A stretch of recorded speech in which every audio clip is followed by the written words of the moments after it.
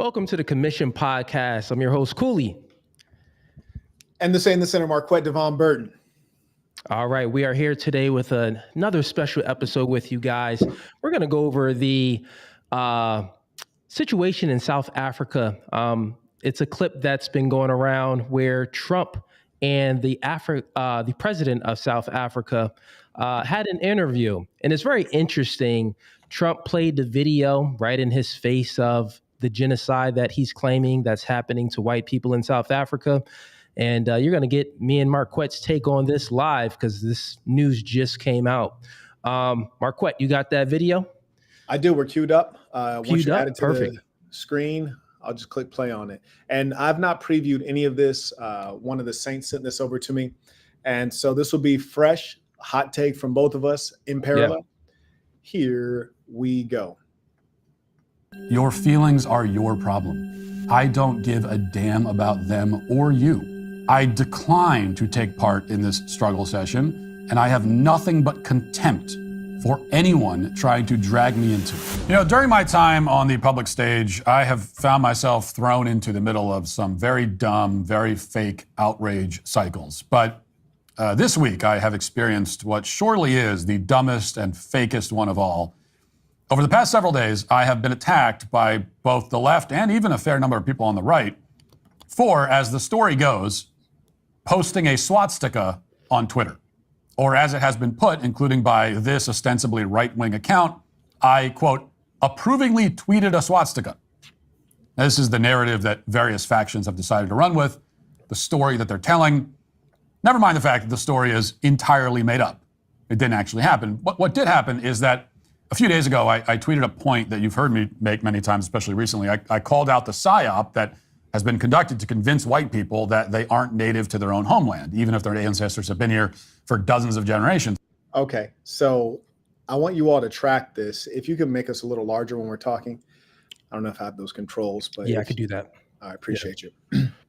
So the first thing we have to really hone in on is the positioning. This is very common with these types. So the first thing he does is he suggests that he's not speaking from emotionalism or irrationality. He establishes the assertion that he's logical, he's coldly rational, which is generally a lie because, that's not how human beings are, unfortunately. Then the second thing, and when you're more intelligent, all you have are greater tools to conceal your motivating forces. So then the second thing he does is he says, you know what? They're trying to convince us that we're not native. Unless you're talking about Europe, you're not native. And there's no evidence that you're native except your opinion. So what he immediately does is what the left does, which is he may be on the brink of redefining a word because he mentions generations. When really, when we're talking about being native, the word generation doesn't even factor in because to be native means you go back and back and back and back and like into the soil damn near. But when you're talking about generations, then you can talk about being a native to Australia or a native to North America, the United States. So I think that might be where this is going. I'm watching this in real time, brand new. Any thoughts before we carry on? I think your take was based on that, man. We can continue on. And somebody responded to that point that I made on X, and they responded and said this, quote, these people are native to Europe, not the Americas or Africa. Sounds Correct. Like you need to Google what the word native means. Oh, poor thing. So looks like he was right there, Marquett. Yeah, and I could sniff that out, and that's a troubling thing.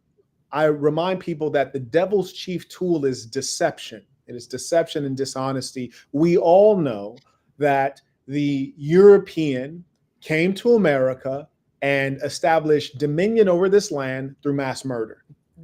And in fact, it was not only mass murder, it was mass murder without shame, without morality. And of course, transatlantic enslavement ran in parallel with that. So you have an entire group of people that during that time and today feel largely no remorse. And you might say, well, what about the white liberals? These people are psychopaths and they're virtue signaling not to right the past, which you cannot really, but rather to give themselves something to gripe about. In the midst of a nice middle-class life, they need something to complain about, something to be relevant about. That's why they're fighting climate change, which is something that they mostly can't fight unless they would stop their whole way of life in the West.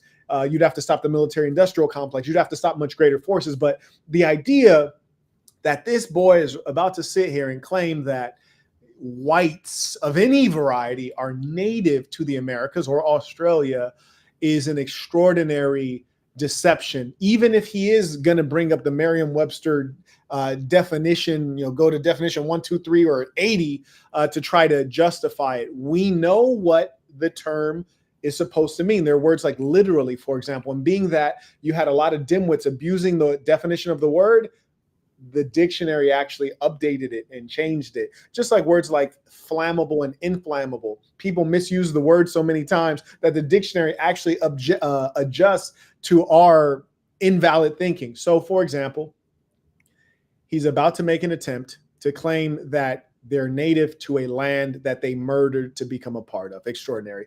Hit it. Oh, I actually got it. Yep. Yeah, you got it. It's on your end. Now, man. accompanying that caption is a picture of 6 blonde white girls, which you can see here. And I responded to that, disagreeing with it, and I said this: people who look like that have been living in Americas for 5 centuries. If 5 centuries is not long enough to qualify as native, then how long do you need? If the answer is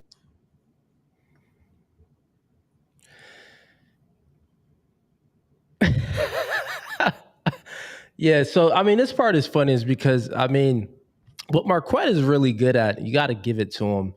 He can kind of, foresee what someone's conclusion will be with, you all heard his first statement, and he's just kind of you sure you didn't watch this, Marquett? Now, I just got it. Somebody emailed this. I was on a live before this. I'm messing with you. What I'm saying is that, yeah, I mean, you summed it up pretty good. And now he's trying to make sense of something that needs not to be made sense of.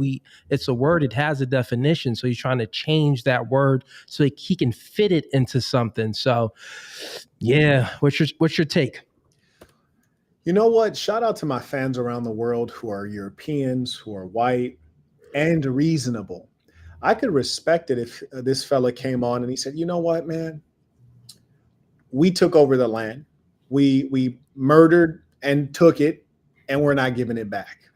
So it's ours now. I can respect that because that's a fact. They're not giving it back. They're not going to leave the land, and they got it through murder. And he says, hey, yeah, that's what we did. And what? Who's going to do something about it?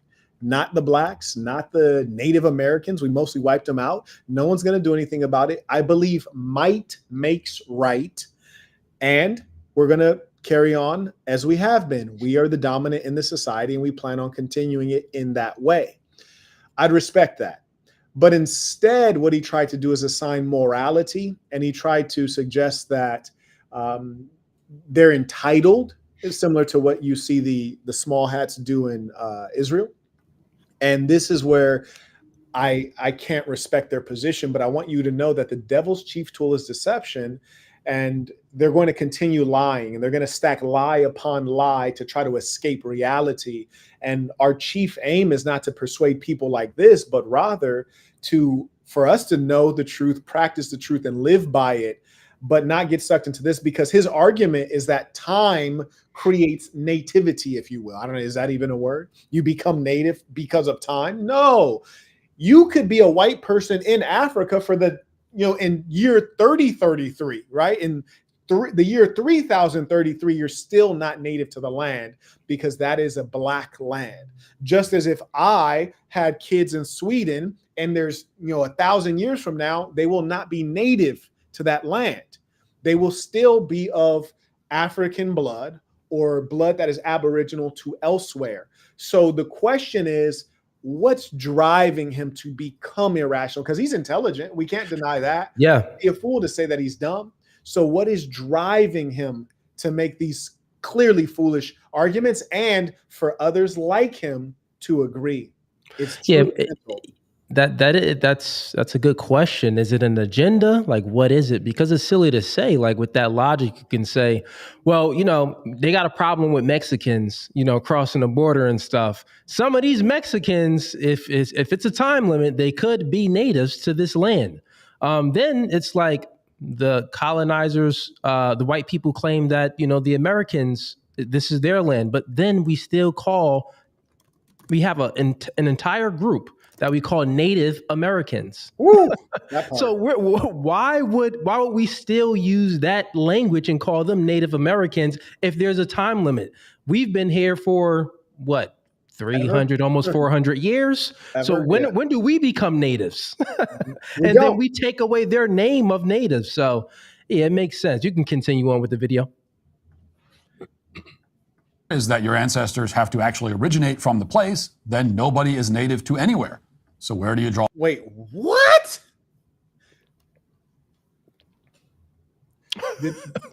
Did he just say nobody's native to anywhere? Homie wildin'. He is wildin'. This is your king? This is your king? Wow. All the line. So that's what happened. That's it, what you just saw. Bro said nobody is native to anywhere. Just imagine me going to Northern Europe. You look some of these blonde, blue-eyed characters in their face and be like, you're not really from here. Your ancestors aren't really from here. You know that, right? Like, it's ludicrous. And he's saying it with a straight face.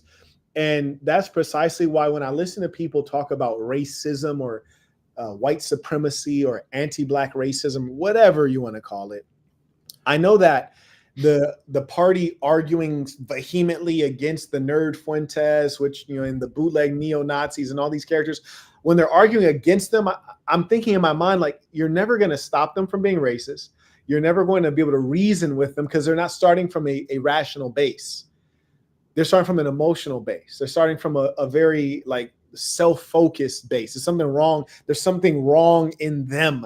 They're not happy. That's why the hatred is coming out. They have to find an explanation of why the world is the way it is, and it's not good. Not because of me, but because of those people. Wealthy white people don't even live around black people, right? So if you're wealthy and white, why even be concerned with blacks? They're 13% of the population. You don't live anywhere near them. Your experience is very remote. So what's the psychological thing that drives you to constantly have them on your mind? You say they commit crimes. Well, you're wealthy, they're poor. They're not your neighborhood. They're no threat at all. They're 13%. They're not the majority. They don't decide anything in politics. They're financially ineffective. They don't decide anything in commerce. So what's the big issue? It's something else. And then you have the other side of it. So you got the ones who are like the black folks and the white liberals who are verbalizing their issues with the white supremacy position. Then you got the white supremacy position, and they're not even focused on actual white supremacy. It's really focused on hatred. That's actually a misnomer. They're not trying to make white supreme or to really even separate. Their thing is really about hatred, because when you go back to where whites are native, the question is, well, why didn't you stay there? If you want to be among all whites, stay in Sweden, stay in Denmark, stay in Norway, stay in France. The only reason you have colored peoples in your nations is because you went out and you colonized, or you started all these wars. And the people, like, for example, you look at Libya, the Western powers went and destroyed that country. Those people, now they need schools, hospitals, and the rest of it. And they're coming to your nations where there are proper schools and hospitals that have yet to be destroyed. So a lot of their thinking is just very backwards and doesn't add up. They talk about Black Lives Matter. That's not a black organization. It's a white organization. Even the NAACP, founded by whom? You know who founded the NAACP? White people. I would say, wasn't it the Jews? Yeah, who founded and funded it? Yeah, yeah, it was. You know what I'm saying? Yeah, it was the Jews. So every time they go back and look at the root of what they claim is the problem, it's actually themselves. If they look at whites as a collective, and you have an issue with Black Lives Matter, then you have an issue with whites. You have an issue with NAACP, you have an issue with whites. You have an issue with the politics in America, you have an issue with whites. They're the voting majority, and they're the political majority since ever. So none of their positions actually stand up to logic. It's a very irrational position to be a racist.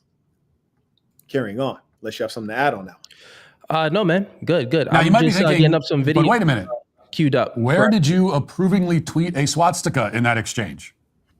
Well, apparently, the picture posted by the other account, the one that I was arguing with, contains a hidden swastika that you can only see if you squint and hold the phone far away from your face.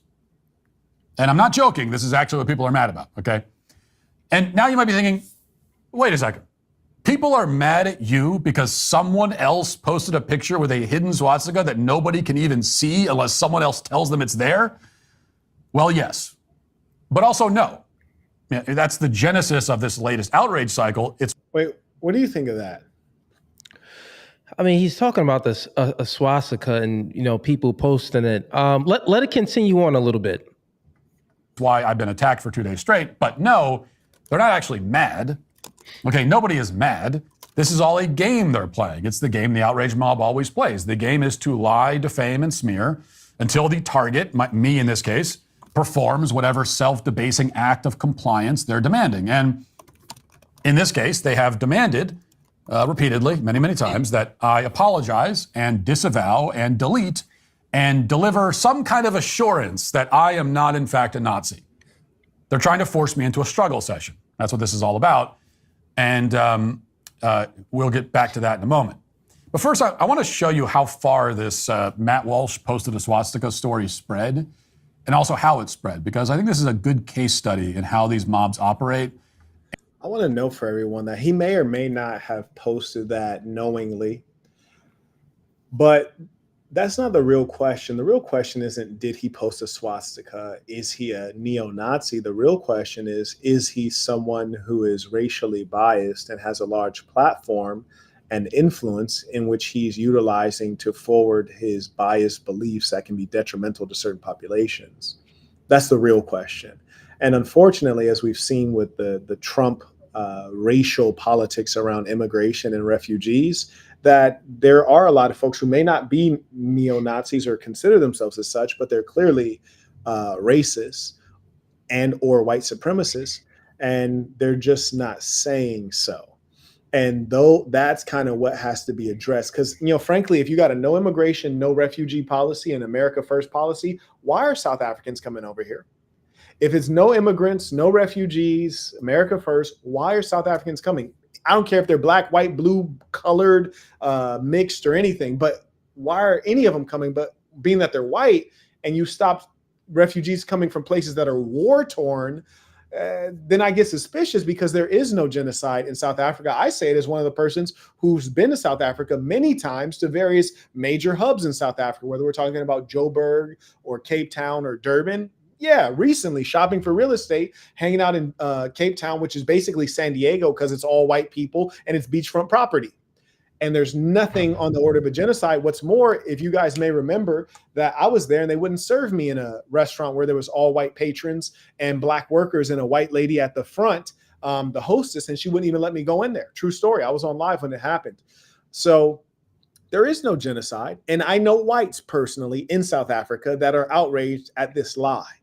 But it's strategic. And just because people say things doesn't mean that they're doing things. Like, for example, if I showed pictures of the Black Panther Party for self-defense with their shotguns, that doesn't mean that they're here committing a genocide on whites. That doesn't mean that they're here being violent, because in actual fact, they've never once been violent.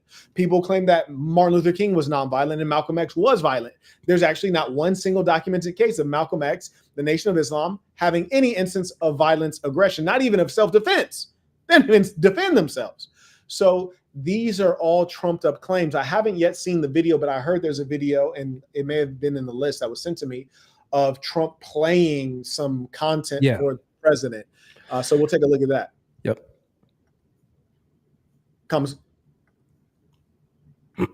And how they corner people into engaging in the struggle session. So it begins with tweets like this one from an account called Dreamleaf. She posted a screenshot of the hidden swastika picture along with a side-by-side of the same picture with the swastika drawn in red for reference. And the caption says, "I like how he pretended not to notice." Because it's so noticeable that she had to color it in red so people would notice it. And that tweet, by the way, has now, is he going to show us the tweets? I feel like he should show 10 million views and 25,000 likes. Lots of other accounts piled on. Most of them were leftist accounts, but also some on the right as well. Many people all claiming that I was sending out a Nazi dog whistle. They expressed concern. They were troubled. They needed me to explain myself. And pretty soon the narrative shifted. So they all agreed that, you know, after several hours of this and all the tweets and everything, pretty soon everyone seemed to agree that, well, even if I didn't see the swastika at first, I must see it now. And in order to prove that I'm not a Nazi, I have to delete it. But I didn't delete it, which was even more evidence against me. Large accounts like this one with over 100,000 followers. I find it very strange that he's speaking of something, but he's not showing it. So he's claiming. Yeah, he didn't show anything. Yeah, that's kind of weird. It kind of makes it seem like it's true, and he doesn't want you to be able to judge for yourself.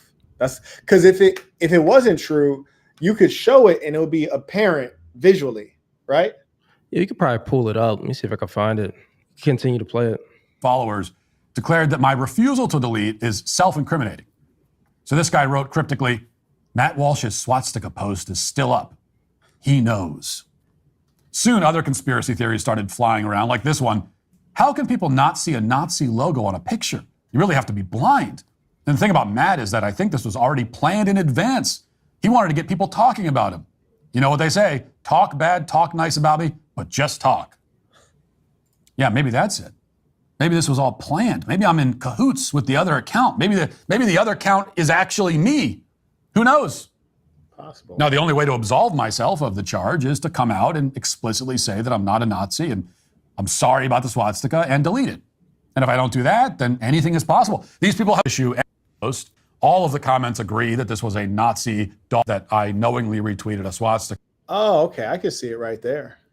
Can you see it? No, where is it? You can't see it. It's a big Nazi swastika right in the middle. It's the white. It's tracing the white of their dresses. Let me enlarge it on my end real quick. Okay. Yeah. Okay. Yeah, I can see it now. All right. Yeah, I mean. All of the comments agree that this was a knowingly retweeted. One popular Reddit post with 4,000 upvotes sarcastically implies that I knowingly retweeted a swastika. All of the comments agree that this. Well, you know what I think we've proven is that if you didn't see it straight away, maybe he didn't. Yeah, I didn't see it straight away at all.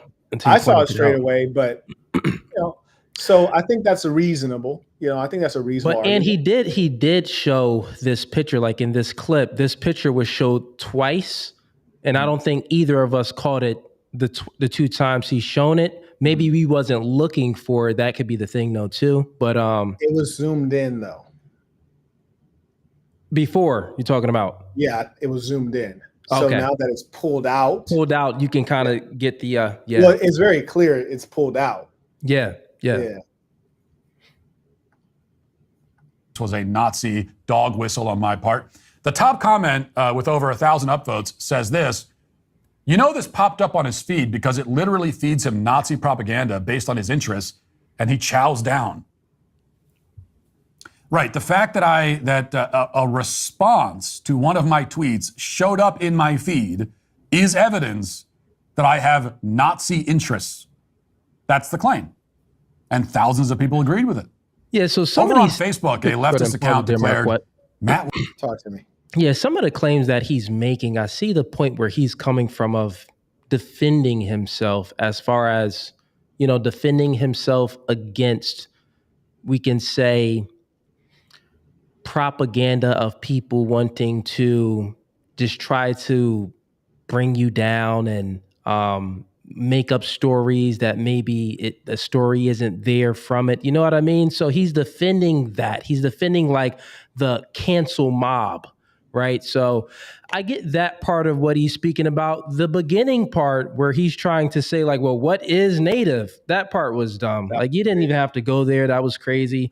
But like the fact that he's defending himself from the cancel mob, nothing is wrong with that. You get what I'm saying? Nothing is wrong with that, especially if your intentions was pure and you weren't trying to post this, which, I mean, I don't really know this guy. I don't watch this guy at all. Do you watch him? I've watched 2 of his episodes, one because he had responded to or reacted to a video of mine. But Yeah. I've seen clips. I've not really watched. He's a pretty intelligent, well-spoken guy. That's why the comment about being native, given his level of insight and his ability to articulate and speak coherent, linear arguments, given that, I know that what we're dealing with this argument for being native, we're dealing with something that is deeply irrational, emotional, and concerning. And frankly, it is the kind of irrational thinking that made it possible for people to enslave blacks by the million and whip their flesh until it was dripping in blood, and then go to sleep with your wife and your kids in that house, knowing that you've destroyed human beings at such a level that they wouldn't even stand up for themselves. And then maybe one of them tried to run away because that one realized that you were a devil that had personally created hell for them. And in them running away, you recaptured them, and then you had a picnic wherein you castrated the male, you hung them, and their dead body dangled from a tree as strange fruit, while you and your family dined below, thinking nothing of it because you're so inhumane due to the subconscious driving forces in your psyche. I can see that within him because on this topic, he's become completely irrational. Yeah, I would say that just the fact that he wanted to, change the definition of native, it actually negated some of his stances now. Like it took away the validity of what his stance is, like the truth of, well, I didn't know that it was a swastika. It kind of takes that truth away. He could have just did a response like, listen, man, I didn't know what this was. I seen a picture, posted it, da-da-da. He didn't have to mention any native or, trying to pose a theory like, well, what is native? Is anyone really native? Like, well, then what is this? Did you really know that this was a swastika? Right. Did you not really know? It's like, come on, man. You could have just made a response video and left that part out. I think that's the challenge that a lot of the colored peoples of the earth, if you will, have had with these types, these kind of devils, is that these folks are very clever. Many of them are intelligent, but they're very clever. But people often use the word diabolical and sinister nowadays, but they don't use it appropriately. They use it colloquially. And this guy and his type are diabolical. They are sinister. So they're really playing in your face and they're lying to you, trying to convince you of their lies. So they use doubt and try to expand doubt and maintain their veneer of morality. So he's basically saying, well, I could have not saw it, so I didn't. It's possible for me to have not seen it, so I didn't. Wherein, in actual fact, there are a lot of dog whistles. Like, for example, the idea that we don't accept refugees unless they're white. That's a dog whistle to give a kind of an elbow to let people know, like, hey, like, we do believe that whites must be the majority in America, and to ensure that, we're going to import them. We're going to import whites. And this is not a new thing. This happened in Latin America as well. Places like Argentina. Where'd you get all those Europeans? Fresh from Germany, fresh from Europe. And it was an intentional policy, even in the DR. It was an intentional policy to establish a certain complexion of the country. And they blocked immigration from certain colored places, and they increased it from Europe, even to marginalize the natives, the Maya, the Aztecas, the Tainos, to reduce them in numerical meaning. So this is not a new thing. Carry on. Yep, carry on. Walsh is retweeting swastikas. Hundreds of comments again agree that I must be a Nazi. There's no other explanation, especially because I haven't deleted it and I haven't apologized. Needless to say, TikTok got in on the action. This guy wanted to let everybody know that he has visceral disgust and disdain for me and all these swastikas that I'm posting all over the place. Watch. So Matt Walsh actually posted this. You might not see it, but look at the girls. You got going down this way, going up that way, going up. Now, here's the thing. If you don't agree with that, meaning you now can see the swastika, maybe you didn't see it when you posted it, but you see it now and it's been brought to your attention, why not just delete it? It's a tweet after all. It's not a monument. It's not made of stone and steel. It's a tweet. Why not just delete it? Now, where did this picture even come from? That's the question. Like, where did the picture come from? Why is the girls posing this way? Like, we could kind of get into the background of, like, manipulation happens when you focus on the effects instead of getting to the root. If those chicks didn't intend to actually pose like that, and it just so happened to be that that was their posture in that picture, then it's like all of this just goes out the window. Well, let me ask you this. Then it's just the human's mind of what we perceive to be a swastika or not a swastika. Well, I'll challenge you on that one. And Sure. this is quintessentially colored people thinking. It's the thinking of things being harmless when things are quite the opposite of harmless. Things are innocuous when really they're insidious. So blacks, colored people, people of color, whatever they want to call themselves, they often think this way. And I want to remove Asians from that group list. We're talking about Latinos and blacks in particular. They think this way a lot, which is, oh, maybe it was nothing. Oh, it's okay, mijo. No, mijo, is not okay. Actually, you should be very concerned about this, mijo. Like, this is why if you want to see a Native American, you got to go to a reservation. This is why. When they showed up, you were thinking like, oh, new friends. Yeah, like give them food, give them blankets. Whereas if you look at the diary of Christopher Columbus, he notes that these people were very egalitarian. They're extremely friendly, and they treat you as though they've known you forever. They hold all property in common, and they will never leave you without. These are a kind people. And then he says, they will be easy to conquer. So you cannot compete with the devil when you are projecting your nature onto him. And these people are devils. This guy's a devil. What is the likelihood that this is a photograph that was not edited or altered? Number one, I believe it's AI. That too. Yeah. It's AI Like generated. Yeah, my question that I'm posing is, let's get to the source of it. Like, what's the cause of this? Is just this by mistake, or was it edited AI? Was these women actually posing this way? Because if it was edited by AI, then that's an agenda behind it. Then it is a swastika.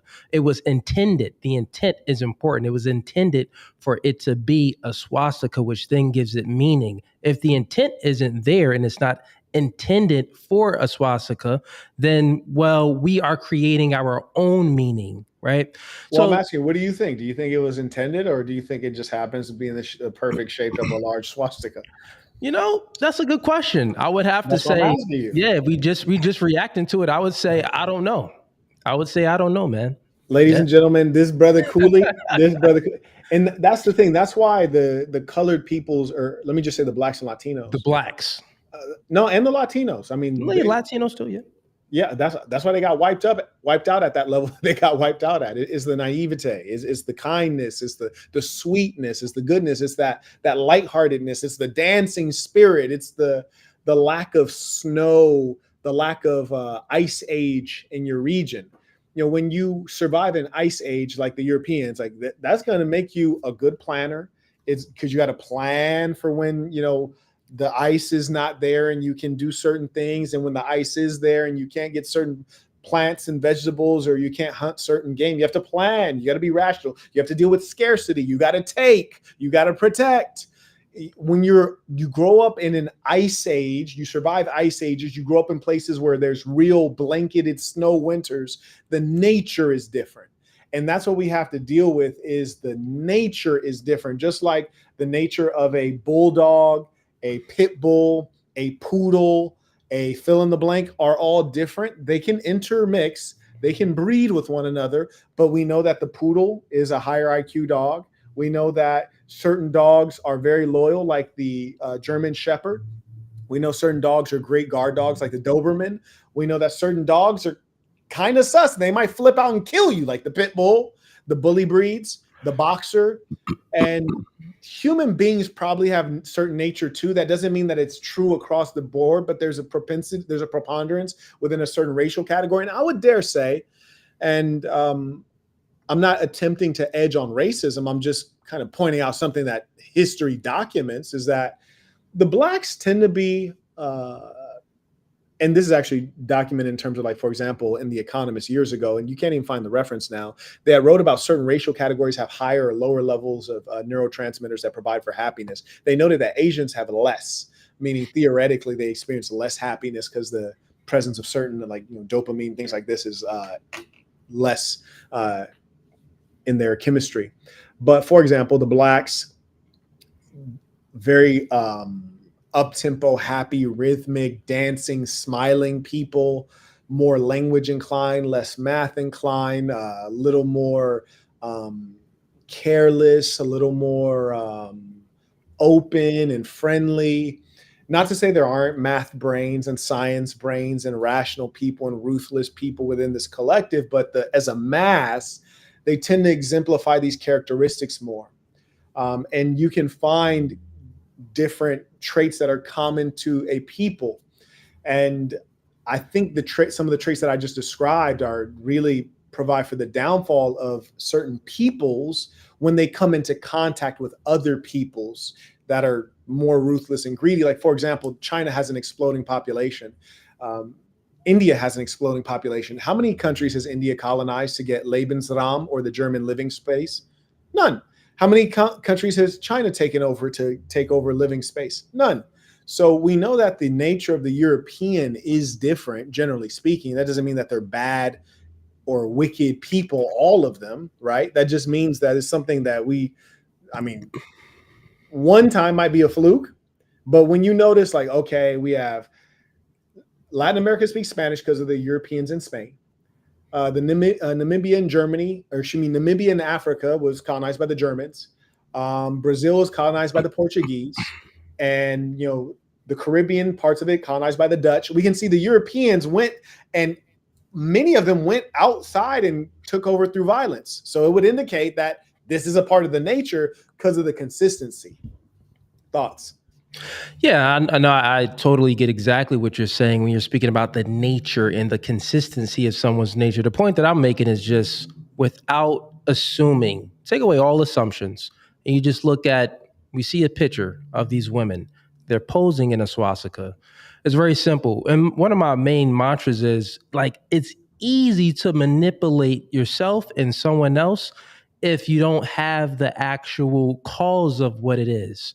And, when that happens, we could be talking about a multitude of things, but really that's my question that's why the answer to your question is, I don't know, because I truly don't know if these women was posing like this for a purpose of it being a swastika, or was it AI generated? And all of these things, if it was created, the picture, whether they posed for it or whether it was AI generated, the intent behind it, that gives it meaning. You know what I'm saying? That intent gives it that meaning. If it's not intended for that, it's just basic psychology. If it's not intended for that, then we as human beings, we give it our own intent. We give it meaning. You get what I'm saying? So it's like, for example, if someone, let's just use the N-word for an example. Most Black people aren't too favorable with white people using the N-word. But there's some white people around Black people where those Black people will accept that white person using the N-word because they know that this white person doesn't have any bad intent. So they know the white person's intent, and when they use the N-word and may say it in a rap song, that Black person will accept it. But then there's another Black person where if the white person said that N-word around, that Black person doesn't know your intent, know your intentions of using that word, so I'm gonna knock you out. You disrespecting me. So that's all I'm saying. But I definitely get what you're saying when you're speaking about the nature. Totally agree. You broke that down perfectly. But yeah, man, let's continue to play the clip. I did find, because I don't know the one clip that you have in regards to the Trump and the South African thing. Do you actually have? I actually got the video of the South Africans parading and saying, like, when Trump was watching the video with the South African president, that video was never shown. I just found it online. So whenever you want to get to that, I got that one queued up too. So not of them watching it, but of the video they're watching. Of the video they're watching. Okay. Yeah. Cool. So I got a few that were sent to me, which I don't think are that. So we'll watch those first. So then it'll lead in. Yeah, it'll lead into that. Perfect. Real quick, let me acknowledge the folks supporting the work. I want to acknowledge Chung. He writes, congratulations on the second Maybach. Peace to the saints. I appreciate you. Oh, you got another one, man. Another one. Shout out to you. Man, shout out. I appreciate you. Thank you, my That's what's brother. up, man. Congratulations. I'm happy for you. Thank you. And I know you recently made some acquisitions. I don't know if you want to speak on it publicly, but of course, congratulations. I appreciate you. I appreciate you. I know people don't like their business out there. I didn't even want that out there. You heard me? But okay. How'd it get out then, man?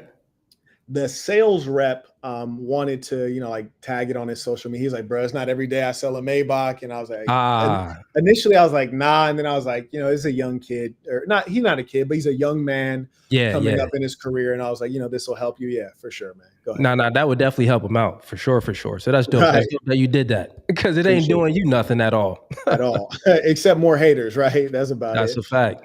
Shout out to Clan Siege writes, Aaron the plumber says you turned down $50K to throw hands with him. I thank you for bringing that to my attention. Number one, I did not turn down $50K.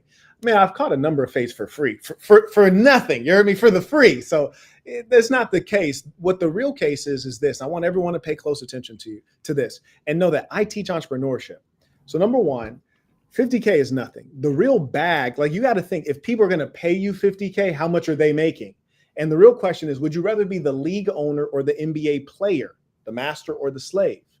He's a slave, right? So he can go and give his money to some random Jewish kid if he wants.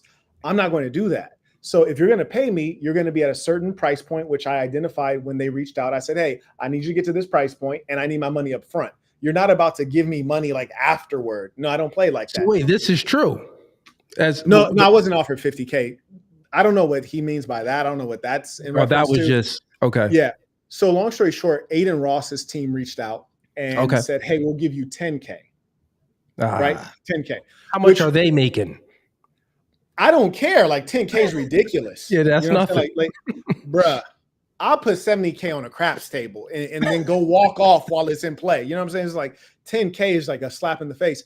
But the thing is, when they offered that, Aaron the plumber accepted it straight away because he's broke. Then that limits my ability to negotiate because you've already accepted a figure that's too low. But then he did something even worse because I was actually in the negotiation process. That's what he doesn't tell anybody about is I'm pushing the number up. If it was no, it's just no. When they reach out, I would have said no. It doesn't matter what the figure is. Just say no. Yeah. I was negotiating the number up. And then what this dummy does is he goes and tells everyone publicly. So if I'm trying to negotiate the number up to a certain amount and you tell everyone publicly, then Aiden Ross can't even give me that number because he already did the boxing stuff with so many other people who are probably more famous than I am, but they don't have any business skills because they're just YouTubers. Yeah. And he already paid them 10K or 20K. So how's he going to turn around and give me the number I'm asking for? You see what I'm saying? Yeah, man. And then listen, man, I know Marquett to a degree. He ain't turning down no fade for anything. He'll do it for free. But as far as it's funny because they actually reached out to you, Aiden Ross, and it was in a process, but Lil Turtle Face went ahead and messed up the bag. Okay, fair enough. Yeah, you messed up the bag. And I'll make this offer because I just got 62 acres, got an estate. And I am going to build a boxing ring. I would love to build one. So why can't we just use this to finance it? Which is to say, you don't have to bring in any of your Jewish friends. You don't have to bring in any of the white man to take your money. You can do it as a black businessman, which is what I teach. I teach all men of all races to be businessmen, but understand this. They're going to make money on the live stream. They're going to make money on the live attendees there. And they're going to have this content for all time. And they're going to make money on the replays. On the back end, yeah. Right. So why are you accepting a check with no points, no percentages, no nothing? You're dumb. And you're basically dealing with people that you call culture vultures. And mind you, I was the first person calling Vlad and Adam 16 culture vultures. And then you turn around and start stealing my sauce yet again. That's why I don't like you, because you're a thief. And you have no personality and no swag. You just steal my language. You try to talk how I talk, try to spit my game out of your ugly face. But here's the thing. You keep going to your white masters and your Jewish masters to make them a bag. And I keep telling you, I can host this. I can put up the venue. You can be a partner of mine, us at the top. We can sell tickets for people to attend live in person. We can take percentage of the live stream. And then you get the ad rev when it runs after that. So it's like, why do you feel the need that you have to go to these people and give them your money? Yeah. You're basically a rapper selling his masters, selling his creative works. That's what you are. But the thing is, Cooley, he's broke. And I'm not saying that there's anything wrong with trying to get money. He and I are just in different positions. As we said, I just bought, I'm not going to tell you how much money I spent last month, but I got a very large house that other people have described as a mansion, not me. And it's on 62 acres. And I also bought a Maybach just because it matched the color. The house is white, so I wanted a white Maybach, right? So it's like, we're in very different positions. So if you're like, well, he turned down 50K, it's like, right, that's correct. I'm not in a position where I need 50K. I'll beat the brakes off you for free. But what's more important to me is if there's 120K to be made, I want the 120. Yeah, facts. You know, and if there's money on the back end, I want the back end. Yeah, he's just he doesn't have any business perspective. He was like, oh, 10K? Yeah, sure. Yeah, I'll do it. That part was crazy. And the 50K piece, like no one ever mentioned that.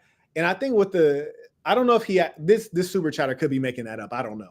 Okay. But what I know for sure is that he took 10K from Aiden Ross. Because when they came to me, they said, Aaron said he'll take 10K. I'm like, bro, knock it off. Like, this is disrespect. That's not even a number to me. Like, that's not even a consideration. Like, I got a marble bust made of me that costs 40K. It don't even look like me. And I'm about to have another one made. You hear me? Like, that's nothing. Like, I play games with that amount of money. So it's like, this is ridiculous. But anyways, here's my message to Aaron the runner, the guy who got spit on and didn't do anything about it. Let me make this a little bigger for you. Go ahead, man. This is my message to Aaron the runner. I'm talking about the guy who got spit on. The spit hit the back of his head, dripped down the back of his neck.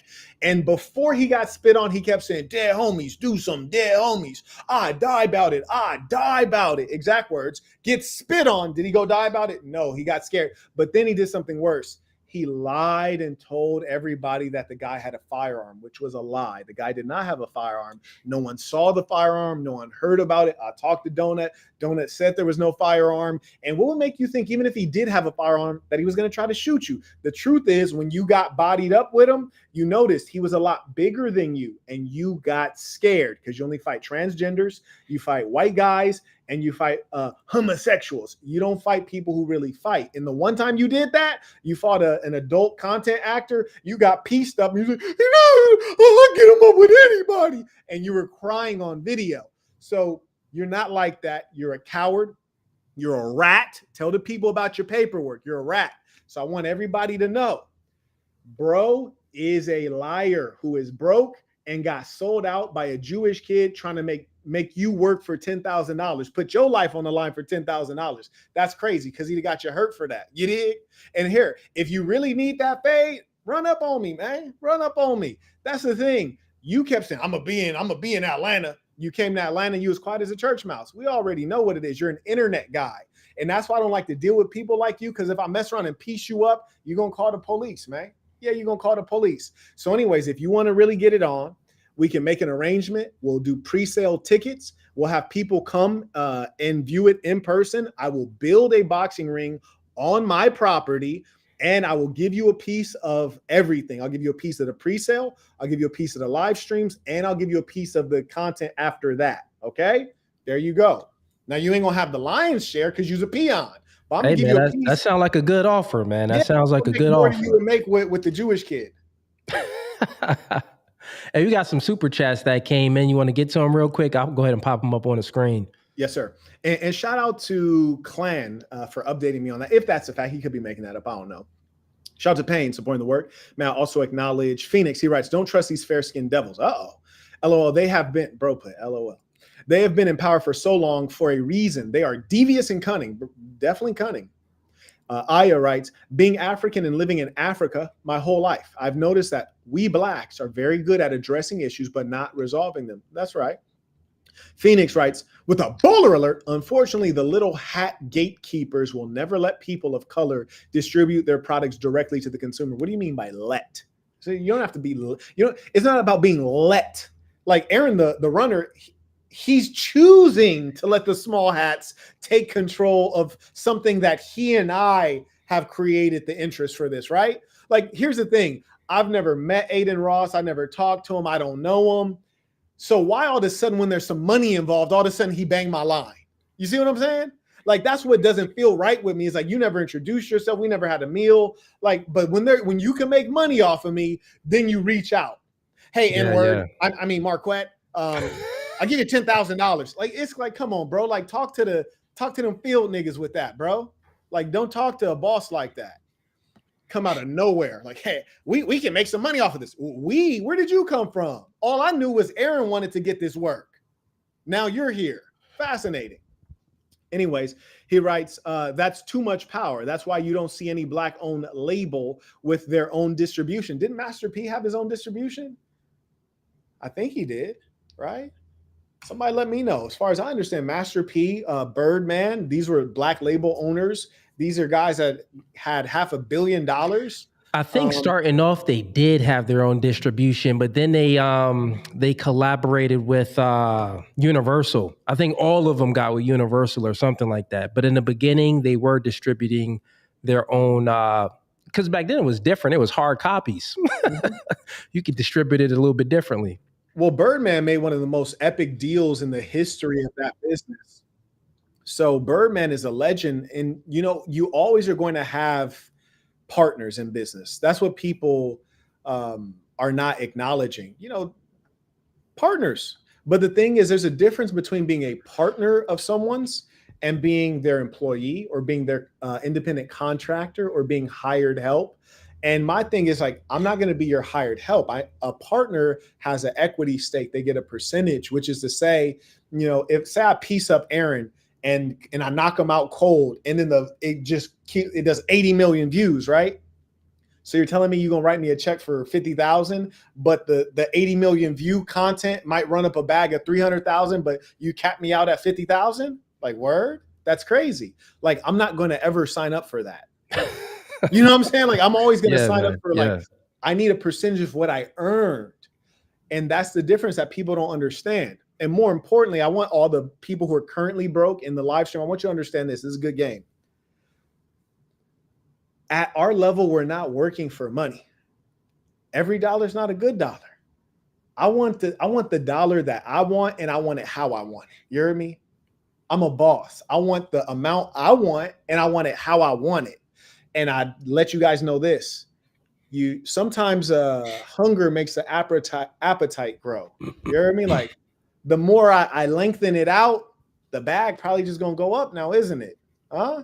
The more you want it, the bag just might go up. Yeah, and also if he responds to your video that you just that we just did, if someone chopped this up, put it up, he make a response, the bag definitely goes up from there. So that's just marketing 101. The more you guys go back and forth at one another, even if he get washed in this fight that he about to have, because I think he is going to have a fight with someone.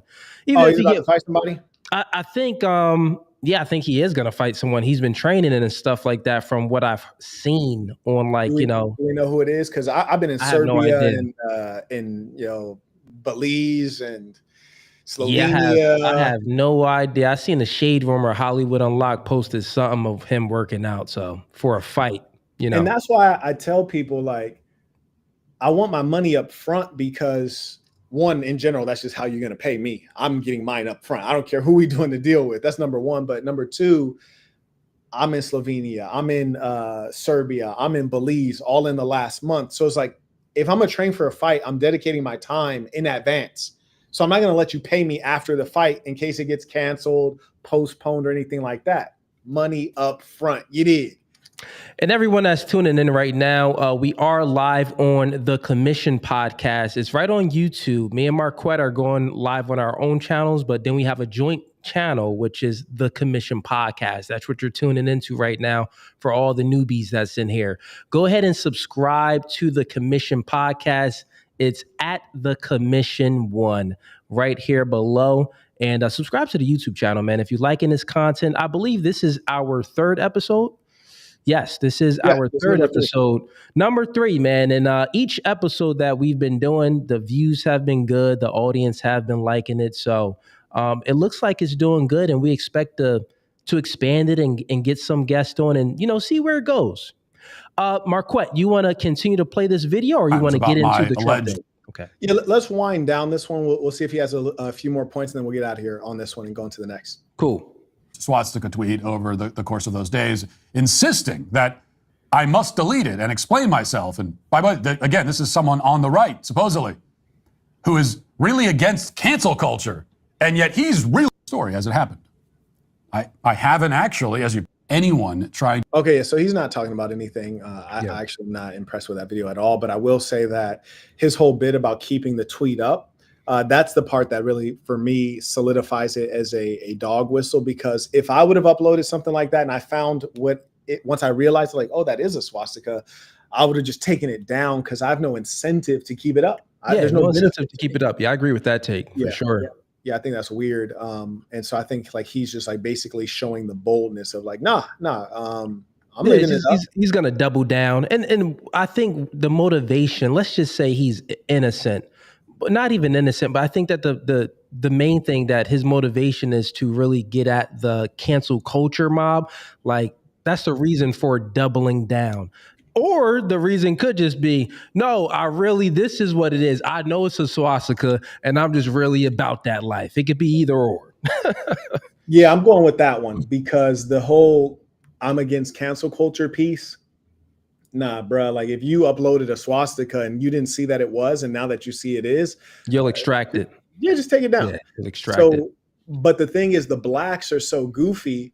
The blacks and Latinos are so goofy that they can't even realize those who hate them. And again, goes back to nature, because they often don't understand hate except the hate they have for themselves. So blacks and Latinos, they really don't fundamentally comprehend hatred.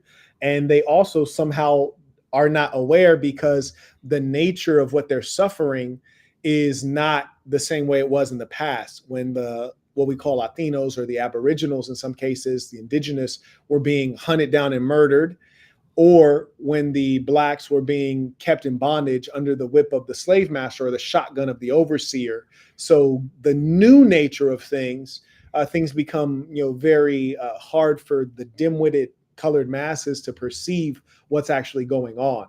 And so they think all is well when all is not well. This is why South Africans can be happy being in a country of their ancestors, where 80% of the economy is controlled by the colonials, the whites. That's how they can be happy, because they've learned to accept it. And generally, I find that the colored peoples around the world have low standards for language, and also for expectations, quality of living. And so for that reason, it's easy to keep them in their place. Look at this chat. No, not that one. Hey, man, I'm drinking a smoothie, man. I just came from the gym. That's what I'm drinking. They're like, what is this big old jug he's holding? It's a smoothie, man. All right. Hey, Marquett, let's pull up that next clip. It's up. I'm going to go ahead and, you know what? Let me go ahead and move this around so we can get the full picture of it. Yeah, we have to, and these were, I haven't previewed these. These were selected and sent over to me. This one looks like, it says link to South African President Trump with Elon in Trump's cabinet. So we'll get a little sneak. Can you make it bigger by expanding it? Yeah. I'd be really curious to see the full thing, low key. But I think Elon really relishes a situation like this, because he is a anti-black racist and a white supremacist. And most of the white South Africans are. And I get it. I understand. But for him to come from a country like that, where they actually dominated, but also to have the kind of hatred that was like taught generationally to white South Africans, and then come here and have the leader of that country, the black leader, and you're not even anybody. Like, Elon Musk doesn't even have an office, and you're standing while he's sitting and virtually looking down on him in a literal sense, while he's basically coming to lick the boots of Donald Trump and ask for handouts. That has to be a great feeling. Let's go ahead and kick this off right here. About Africa, about other countries too, from people. They say there's a lot of bad things going on in Africa, and that's what we're going to be discussing today. That's wild. Bro's talking about Africa while talking to a specific head of state. That's like talking to the German chancellor, and you keep saying there are bad things going on in Europe. It's like, well, who cares? I'm the German chancellor. Today, yeah. When you say we don't take others, all you have to do is take a look at the southern border. We let 21 million people come through our border, totally unchecked, totally unvetted. They came from all over the world. In many cases, they're criminals. They come from prisons. They come from mental institutions. They come from street gangs. They have tremendous complaints about Africa, about other countries too, from people. They say there's a lot of bad things going on in Africa, and that's what we're going to be discussing today. When you say we don't take others, all you have to do is take a look at the southern border. We let 21 million people come through our border, totally unchecked, totally unvetted. They came from all over the world. In many cases, they're criminals. They come from prisons. They come from mental. Okay, so he's saying his old 1-2, right? Yeah, he's giving this little 1-2 about, the immigrants and stuff coming into America. They come from prisons and stuff like that. You got another clip? Yeah, I can see that one. Yeah. Okay, all right. Yeah, this seems like this is going to be a good one. Turn the lights down and just put this on. It's right behind you. Johan. There's nothing this parliament can do. With or without you, people are going to occupy land. Now he's acting like a goddamn slave bootlicker. It's like, what are you licking back and forth for, right? And this is when I speak about effeminate nature, it's like, if you're a man, confront the situation. So clearly, it seems like he was set up and caught off guard by this. But if I were him, I'd say, wait, turn off the video. I'm not here to watch videos. I'm the head of state of South Africa. Tell me what your concern is. We can address it right now. We don't need a video. I don't know what that video is. Let's talk right here. So this is clearly a setup, but you're dealing with a weak leader. And so he's basically falling into the script that was written for him. We require no permission from you, from the president, from no one. We don't care. We can do whatever you want to do. Who are you to tell us whether we can? Hey, Marquett, pause it real quick. Yeah. It's not that loud on your end. Can you turn it up? Sure. Well, let me not say sure. I believe so. So that says it's max. Is it still low? I'll turn it up on my end. I got you. Okay.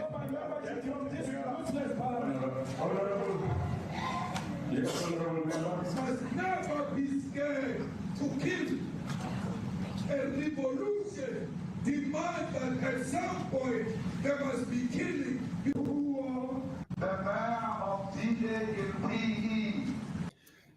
Do you know anything about this guy? I don't even know who that is. I'm sure you do because you travel in those regions, right? Yeah, this is Julius Malema. I remember my first trip to South Africa to Josie many years ago, and he was having this party and their color is red, and the EFF has some bootleg website and Facebook page that is, not even really well managed. And he's supposedly a revolutionary, yet he's also a part of the government. So he's a formal person in South African government, but also a revolutionary, which lets you know he's not a revolutionary. He's also a closeted homosexual who was against the anti-LGBTQ bills in other African nation states, bills the likes of which you would see in Uganda. And so he is someone who pretends and has the rhetoric of revolution, but has not the deeds of revolution. And so my point is that he's a harmless guy with a big mouth because he's a part of the government. So he's not murdering anyone. He's not advising anyone to actually do it. He's not organizing it, and it's not happening. And if that was the case, we'd not see South Africa as one of the places that has a significant number of dollar millionaires. They're all located together. They live in Sandton. They live in certain areas of Cape Town and Camps Bay. And, there's a lot of places that can be named. They all live together. They're clearly white. It's easy to spot them out. They're not undercover. So they're there because they're allowed to be there. There's not an issue. This is an exaggeration, but they picked this guy and they're using clips from that are not necessarily recent. And they've put together all these things to suggest that this is going on. It would be akin to us taking video of Antifa or any fringe group saying wild things and supposing that this is mainstream thought.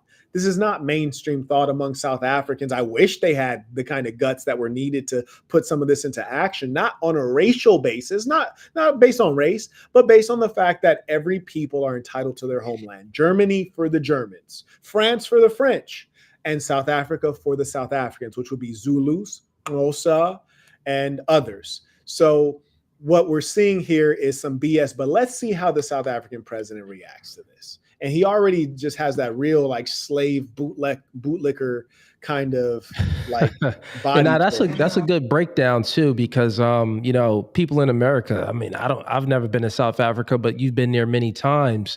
So you making the correlation that this is just another guy that's similar to, like, you know, Antifa, which is not really a big threat. It's more like he's not similar to Antifa. I said the coverage of him is similar to suggesting that Antifa or Black Lives Matter represents mainstream thought and action. But in reality, it's he not. Doesn't even take action. Okay, let's continue on. You see what I'm saying? Yeah. All right. White man. So these people, when you want to hit. Hey, real quick, pause it real quick. Hey, for everyone that's tuning in right now, put a 1 in a chat if you can hear it good. Put a 2 in a chat if you can't. So 1 in a chat if you can hear the video that we're playing, if you can hear that good. Give me 1s. If you cannot hear it good, give me 2s. I don't know what's going to happen in the future. I'm saying to you, what's not caused for the killing of white people, at least for now. I can't ever see the future. You understand. I want you to notice the nature of his appearance in the different video clips.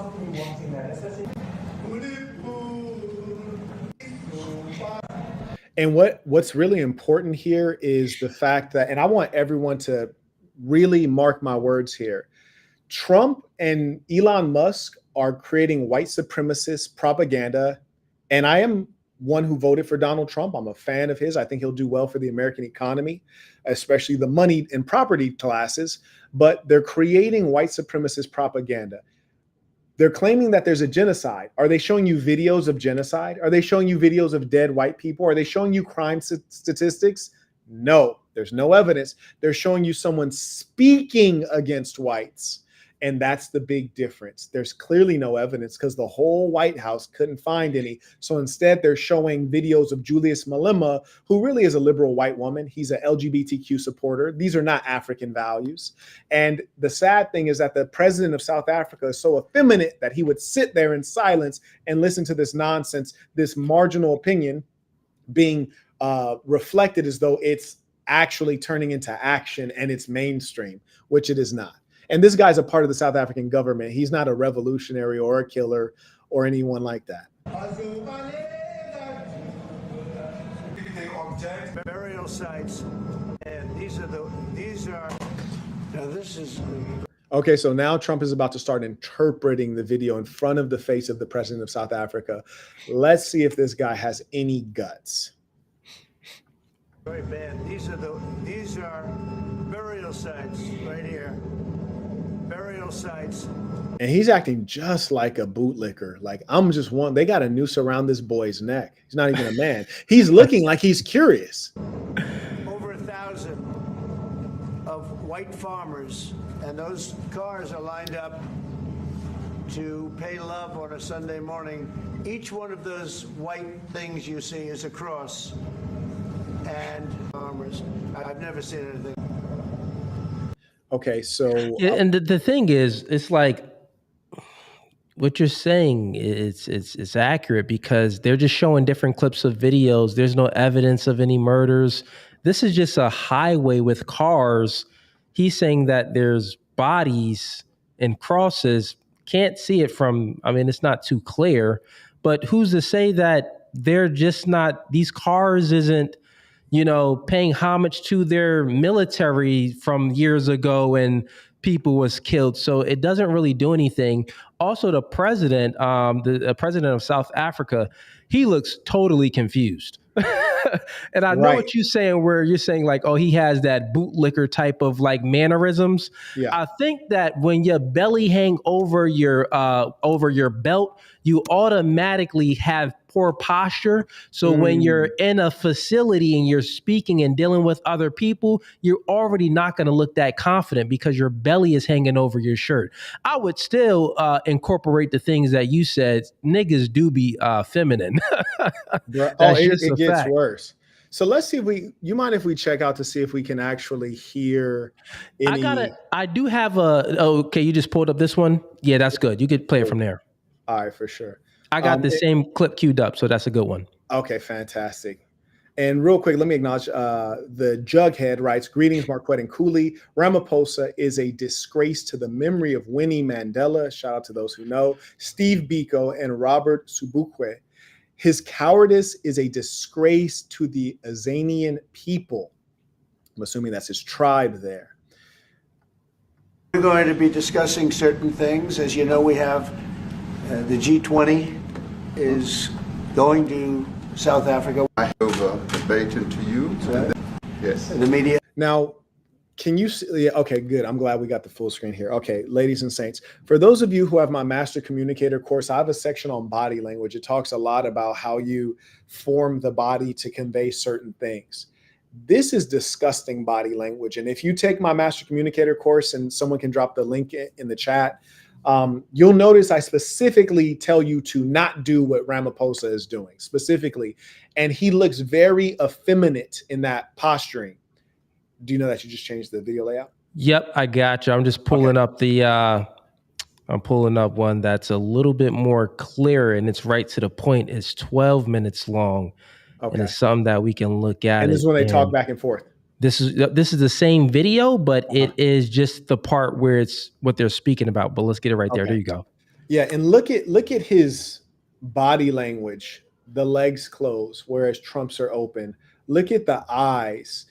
In fact, opening up your eyes that wide. Notice when you talk to women and when you talk to males, males really never show the white above the eye.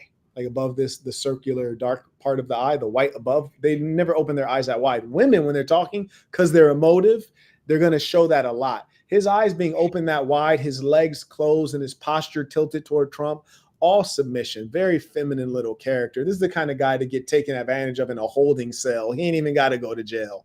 Carrying on. Let's carry on. All right, let's play this one. Yeah, I know the answer. It will be. Our president will respond to you. Yeah, Thank you, Mr. President. It will take President Trump listening to the voices of South Africans, some of whom are his good friends, like those who are here. When we have talks between us on the quiet table, it will take President Trump to listen to them. I'm not going to be repeating what I've been saying. I would say if there was Afrikaner farmer genocide, I can bet you these three gentlemen would not be here, including my Minister of Agriculture. He would not be with me. So okay, so yeah, the president of South Africa, he's saying that if there was any genocide going on, of anything, any people going on, we would know about it, and my people that's closest to me, they wouldn't even be here today. They would be back home handling that situation. Let's continue on. So it'll take him, President Trump, listening to their stories, to their perspective. That is the answer to your question. But, Mr. President, I must say that we have, wait. We have thousands of stories talking about it. And we have documentaries, we have news stories. And is Natalie here, somebody here to turn out? See, the thing is, and I like the way you put it there, Marquett. You said, when you played the first part of the video, you were saying just right off the bat, if someone is playing, hey, when Trump was like, hey, watch this video, if I've never seen this video, I would assert myself and say, hey, I've never seen this video. Let's be polite and not play this video that I've never seen. Right. You would assert some authority there because you are a president of South Africa. And in this situation, you've seen how Trump did exactly what you were saying that the South African president should have did. Yeah. Trump is like, wait there. Quiet now. Mm-hmm. Listen, we have evidence of videos and things that was played. He said stories. How crazy is that? Stories, not even evidence. He said we have stories and things that we can play you and show you. The South African president could have been like, if you have any stories, those stories is lies, I can assure you. Yep. He could have automatically did that. But instead, it seems that he's going to stay quiet. I'm not sure. I didn't watch this video at all either, but it seems that he's going to stay quiet. Couldn't he say we have stories that you kill black people with the police? We have stories that black people are oppressed here. We have stories that you're harassing Latinos. We have stories of a lot of things. But where's the government data? Like, we're the government of South Africa. We would have the data. So, he's effeminate and he's clearly there begging. He must need that aid money. That's all it can be. Yeah. And that aid money is not going to do anything good for their country, because then you're gonna be in debt to America. So whatever they say goes. So hey, even if it's not a genocide, hey, they'll just go ahead and make up one, and whatever changes that the American government wants in South Africa. Hey, you want this money? Well, we need them changes. If he was a real one, he'd say, well, if this is a genocide, is Gaza a genocide? And you guys are supporting that. Is that a genocide? But he's not going to say anything like that. He's a real weak leader. And that's why he showed up there in person, groveling. You can tell who has the power, because you got to go to their throne, right? So he showed up to the throne of King Trump. Whereas when King Trump needed money in America, he shows up to the throne of the Middle East, going to the Qataris and the UAE. King Trump. You know what I'm saying? That's basically bro is here as a jester trying to tap dance to get a little bit of payout. Yeah. And it's telling, because when you're in a position where you don't have any power, like, can you really assert any authority and be confident about that? No, you're going there for a handout. So therefore, if you need that handout and your people is expecting you to go there to get this handout, to get this aid from America, you don't want to mess it up. So with that being said, you always want to be in a position of power. So you don't have to be in a position where your hand is out and then you have to accept someone disrespecting you in front of your face. And the only way you can be in a position of power is force. Force backs up everything. You need some force. If your military was big and your guns was big and you had some nukes over there, you would walk in here like, aid? Okay, we aid would be fine and we can do a deal. But if not, my force is bigger than your force. I will take your aid. So yeah, it's much different. Right. I could show you a couple of things, and it has to be responded to. Yeah, sure. Let me see the articles, please, if you would. And turn the lights down. Turn the lights down. And just put this on. It's right behind you. Who's he making faces at? Yeah. Bro, it's There's nothing weird. this parliament can do. With or without you, people are going to occupy land. We require no... What's up? You want to go back or go forward to the part that they start talking? Are they going to talk after the videos? Yeah, they are going to talk after the videos. Let's see. Let's go a little over. But we are starting with this whiteness. We are cutting the throat of whiteness. Shoot, kill, Okay, why isn't he? Trump is watching the video. He don't even want to watch it. I think he knows it's nonsense. Yeah. But, yeah. All right, let's continue on. It must be after. Okay. Right here. You to get at back it up a little bit. Okay. Mr. President, the Pentagon announced that it would be accepting a Qatari jet to be used as Air Force One. What are you talking about? What are you talking about? To get out of here. What is this? Did you hear how soft-spoken he is? Did you hear that? Did you hear him soft-spokenly say, "I want to respond to you.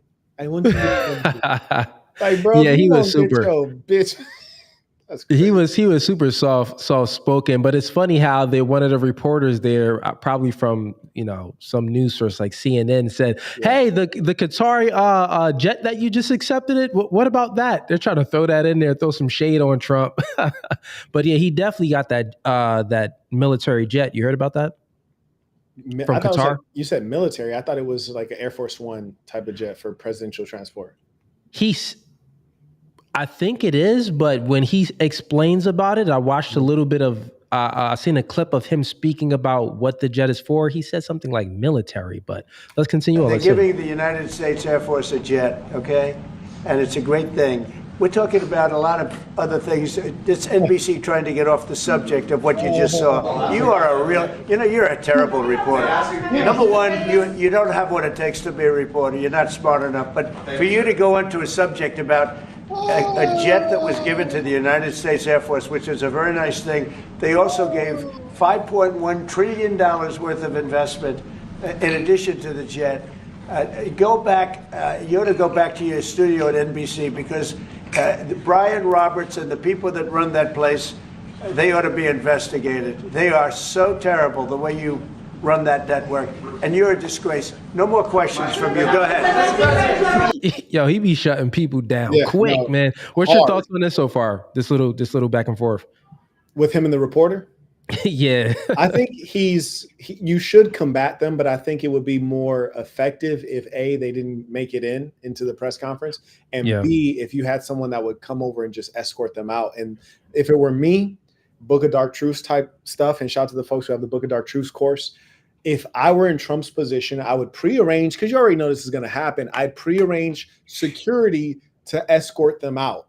So when they start getting crazy, I would have a certain thing that I do that'd be very something like this, that'd be very subtle. And then they'll come and take the person out. And then while they're doing it, I'm like, no, let them stay. Let them stay. They deserve to have a voice. And then security just takes them out anyways. You see what I'm saying? Yeah. Go ahead, talk about that. His name is Peter something. He's a terrible reporter. Quiet. Let's go. Thank you so much. President Trump, Anna Disaster from ENCA in South Africa. Thank you very much. Thank you very much. What would you like President Ramaphosa to do about the situation that we've just seen on the screen? I don't know. These are articles over the last... Yeah, so there you have a reporter saying, what would you like, the president of South Africa to do about what we just seen on the screen? We didn't even hear his take. He said that he wanted, and the crazy thing is, all of them are gathering around really for him, because he's there, he's the guest, but, he could have definitely spoke up a little bit more and said, well, hey, I could go ahead and let you know exactly right now what I would do. He could have answered the reporter's question by saying, maybe I don't know what this is, or if he does know what it is, just, answering it and being very direct. Few days. Death of people. Death. Horrible death. Death. I don't know. To pick anyone, white South Africans are fleeing. Now, we're going to talk about it, but this is a tremendous, look, this is story recent. These are all people that recently got killed. Yeah. And I don't know how it can get any worse. These are, and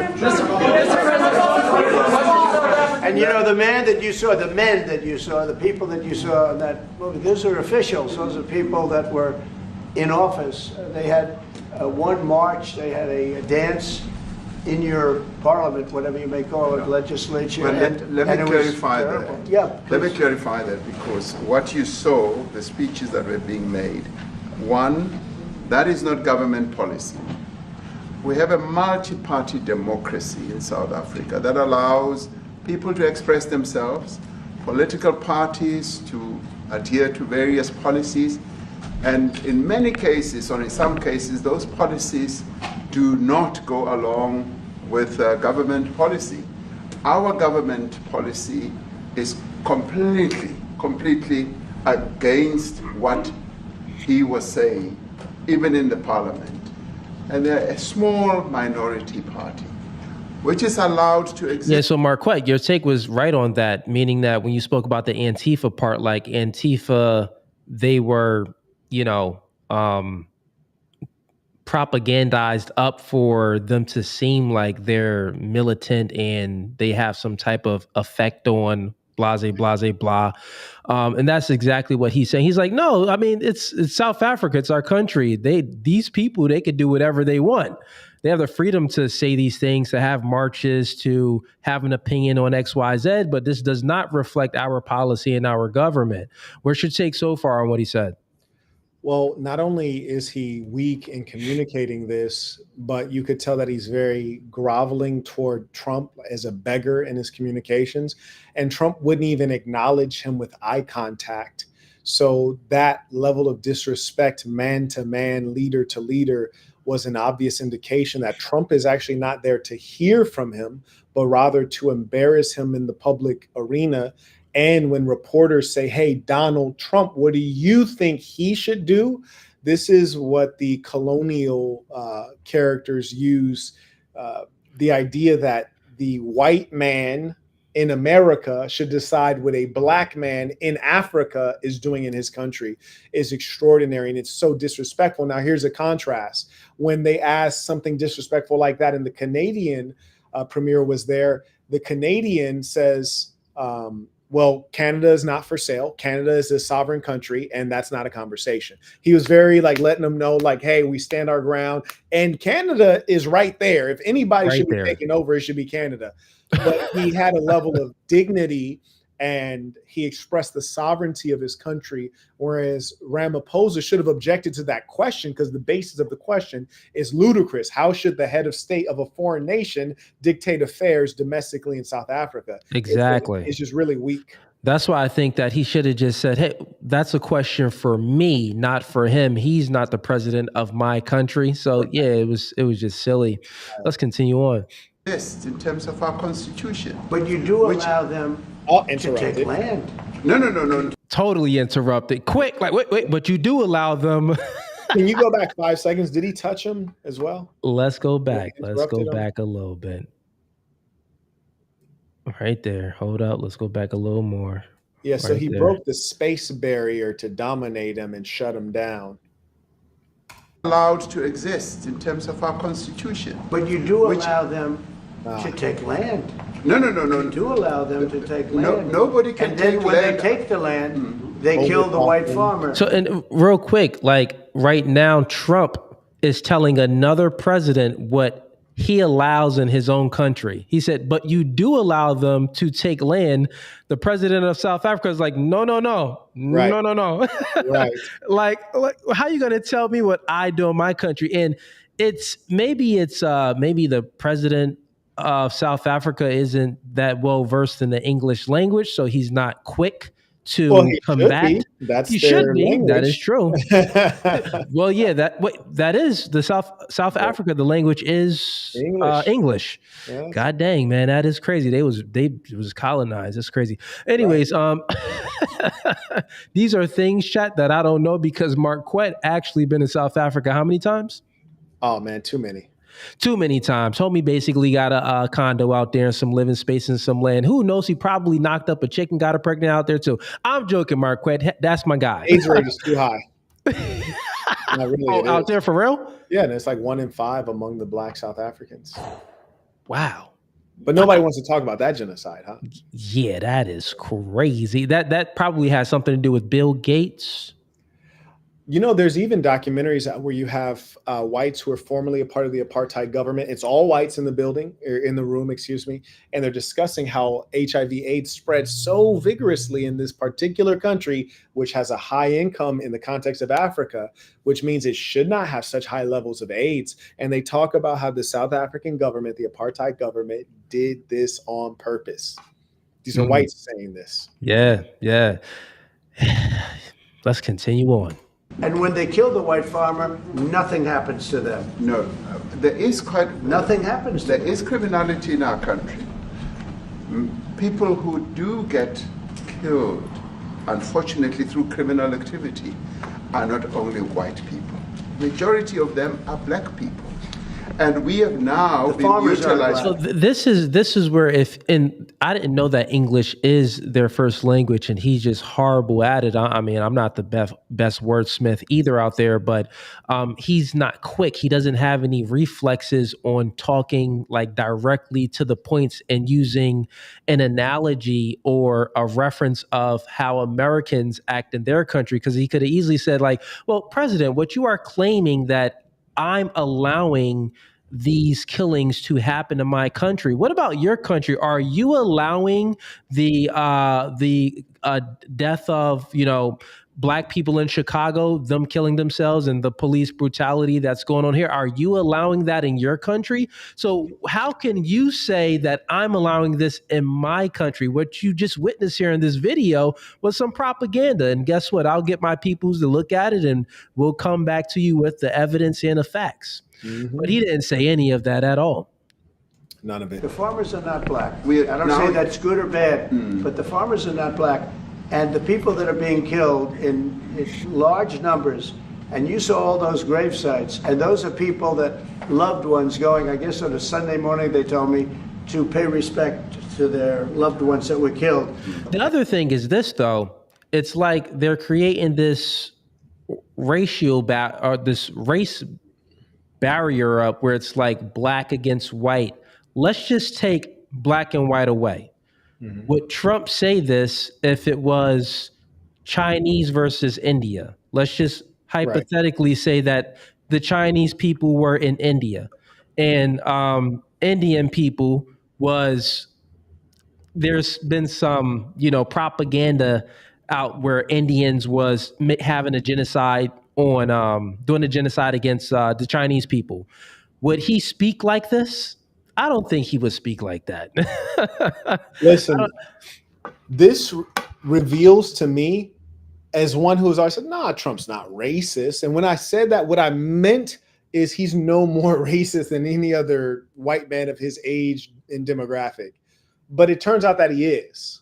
I think this is revealing that he is. I know it's because it's our first time watching this, and it's like, why are you painting this black and white divide where it's these people, these farmers in this country, they're immigrants, actually. If anything, you should be against immigrants like you are against immigrants here.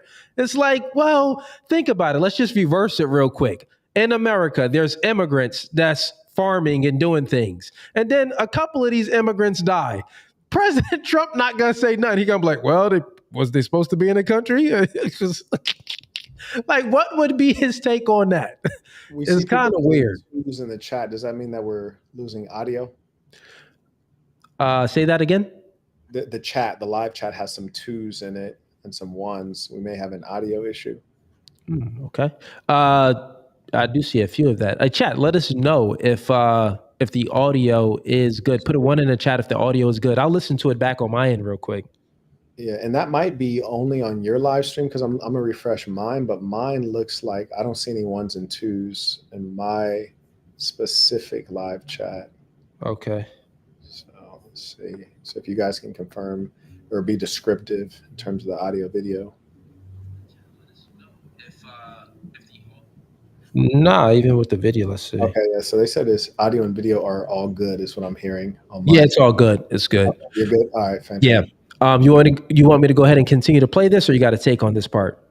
Let me just hit some of these super chats and then we'll carry on. Yeah, let's do it. Shout out to the Jughead writes, Ramaphosa's cowardice is a legacy of that traitor, Nelson Mandela. Azania is the correct name for South Africa. Oh, I like that. I like how that sounds, Azania.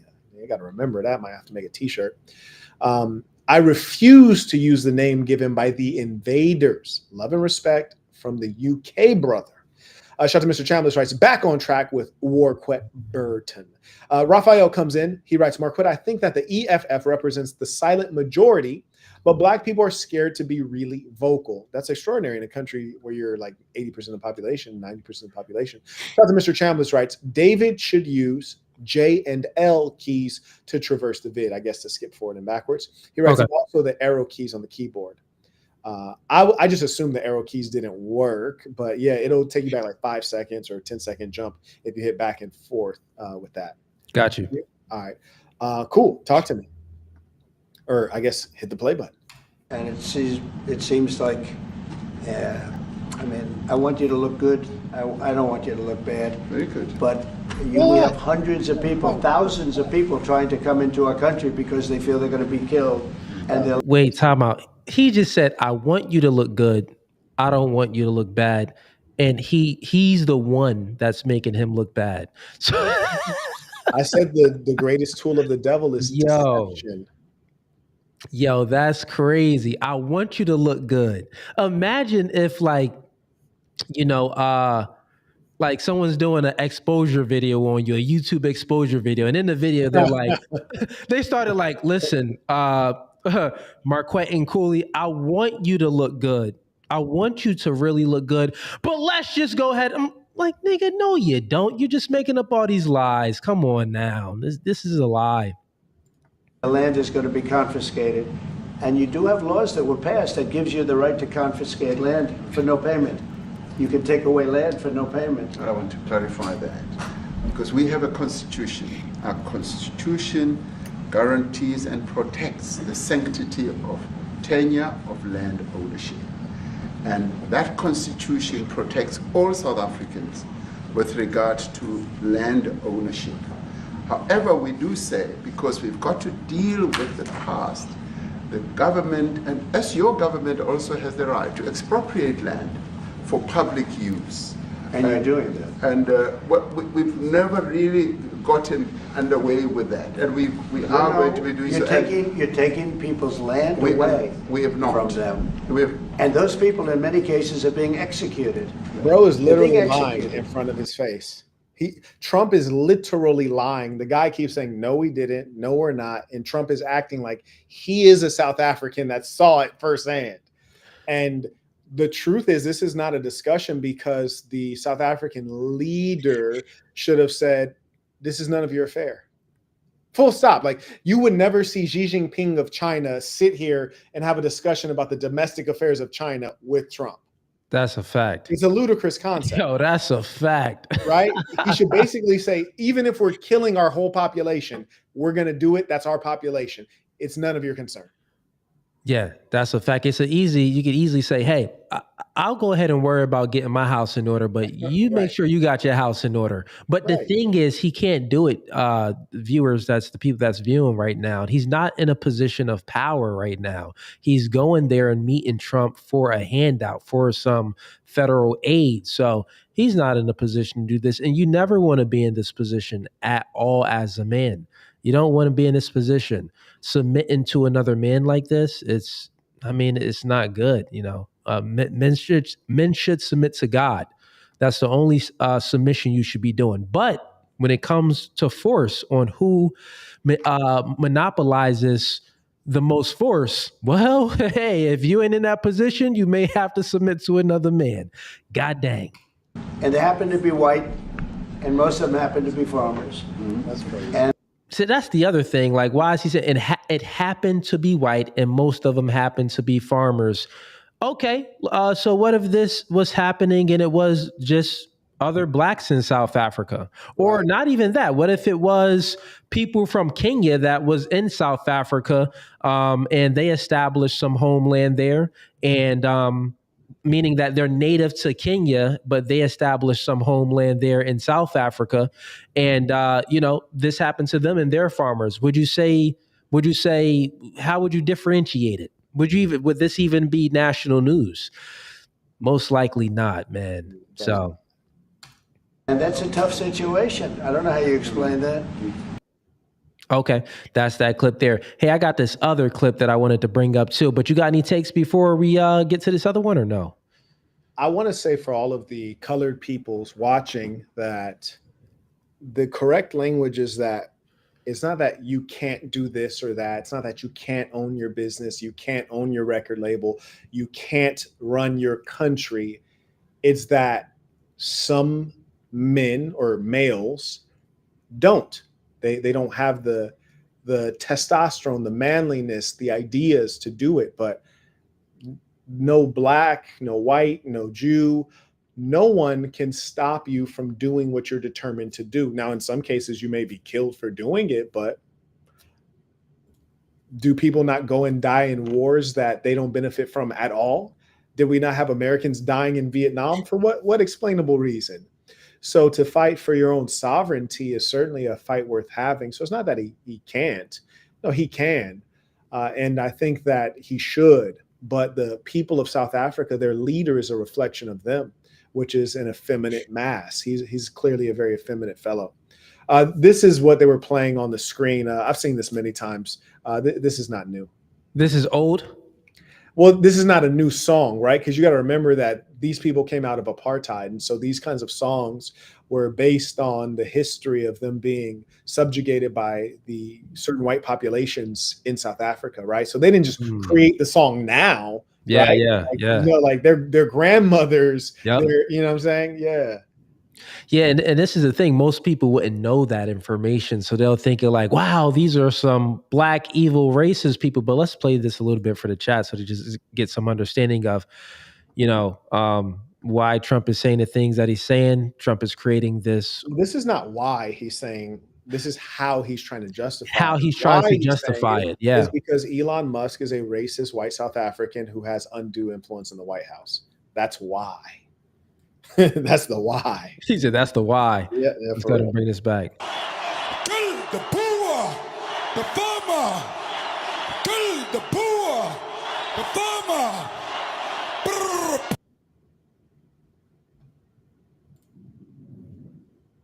Pa, pa, brrr, pa.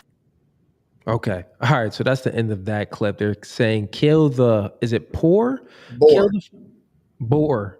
Kill the farmer. Okay. Let me go ahead and stop sharing this. And that was that other clip that Trump was playing on the screen. So we just made it a little bigger for you guys. Okay. So, I mean, that's the end of that, those videos as far as what's going down in South Africa with Trump.